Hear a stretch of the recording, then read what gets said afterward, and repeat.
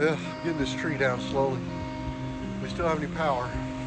It's leaning over my house, but man, I got a bunch of branches cut on it. Got it right down to the house there. What a damn mess. Well, storm number two.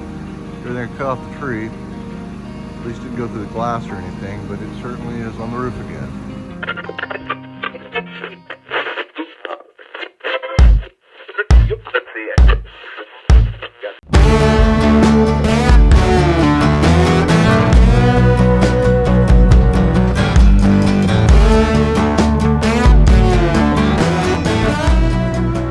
Well, I got my transmission. I had a friend of mine that put together a transmission for me that has and I'm not really a transmission guy, but it's got a larger, a Super Beetle main shaft in it, which I guess is a little bit bigger, and then it has a highway gear in it. Then also, he puts Type 3 brakes on them, just because it's a much wider pad for better stopping power, which I never knew about doing. But it's definitely, if I take a pad, let me see here. If you look at the difference, it's significant. A lot more braking power. So that's pretty cool. So now I'm just gonna give it a deep clean and freshen up the paint a little bit on it. And then we'll get it in the car.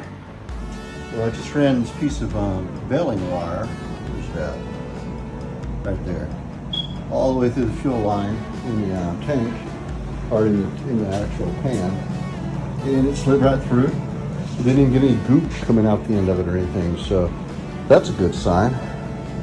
So now I've gotten the little rubbers that go in there right in this area on both sides, so I'll get those installed now. I just wanted to make sure that that line was clear first, but we're good.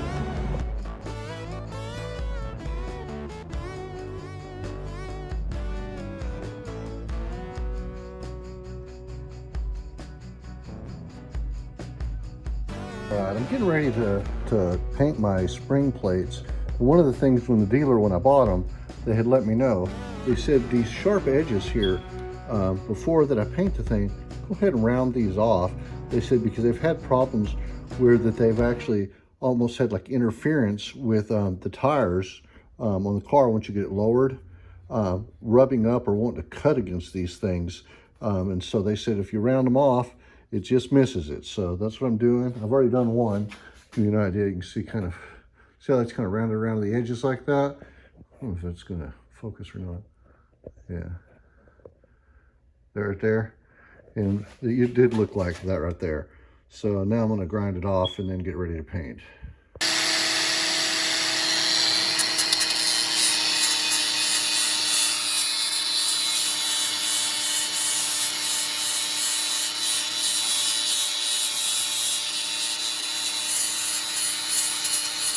All right, that's gonna work. Get the bottom ones too. They're kind of rounded off too. Get this one over here. Same thing. I just sprayed it down with a little etching primer where I took the paint off, and then I'll wipe these down with wax and tar remover, and we'll get them shot black. Oh, and I've also been working on the bar that goes under the engine. Yeah, I went to take off the mounts. The thing just came right apart. So these were, I don't know if they're replacements that didn't hold up, but they look really pretty crunchy to me. So I'm gonna go pick up some new ones tomorrow. Amazingly though, the one on the front was rock solid. So it's up on there, it's mounted, it's ready. Got the little rubber thing that goes into the pan to keep the guckies out. So we're just, I'm gonna get these spring plates done, get them on, and then go get the mounts, and I'll be able to mount a transmission. All right, guys, I got the spring plates in.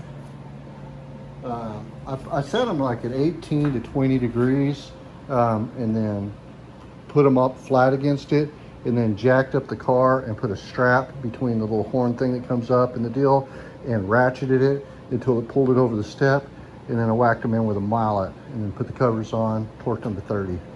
So I don't know if that's right, but I did the same on both sides. So if I gotta adjust them later, I'll adjust them. But I was hoping to get as close as I can to a stock height when it's first set up, and then be able to adjust it down another inch or two. Well, it's probably gonna be about an inch, but an inch of adjustment. I don't know how far it does in the back. It may do a couple inches, but that's it where I'm at right now. All right, spring plates on, transmission in. Big thanks to my daughter and my wife to come in and help line up some stuff as I lift it up and put it in place. I'm getting too old for this, but it's there. I'm stoked, it's shifting, everything's cool. So now, on to the next step. All right guys, out for a couple hours for another night. I just hooked up all my emergency brake cables, which is sweet. I put the back brake lines on the on here, the new clips in there. So everything should be good to go. Now I just have to take the drum. The one I had one, but then I had another one made where I had them cut it down, and I got to get them. I got them in etching primer. I'm gonna let that cure, then get some paint on them, and then I'll torque them on. So yeah, it's coming along, man. Well, I also got the little wire put in the coupler that goes between the shift linkage and the transmission, and twisted it up, put the cover on there with a nice stainless steel screw right there. So yeah, it's looking pretty good. I'm excited because once that's on, I need to come up with a starter. Oh, I put the clutch cable nut on also, with the Bowden tube and all that stuff. So all the cables and everything should be good. I've cleared the fuel line in the pan. This is my accelerator cable. Every one of them's got their factory style boots on them, where they go to keep the kind of the yuckies out of it. As far as the even on the little heater hoses, I found the little rubbers for those too. So hopefully it'll keep a little moisture or yucky stuff out of there. But yeah, man, it's coming along. Till next time, guys, thanks for watching the videos. I know it's kind of slow going, but this stuff is tedious, and so I'm working my way through it. I'm really wanting to get in this car where it's driver. So till next time, we'll catch you later. Be sure that you give a thumbs up, like the videos, and leave me a comment, let me know what you think, and subscribe if you haven't.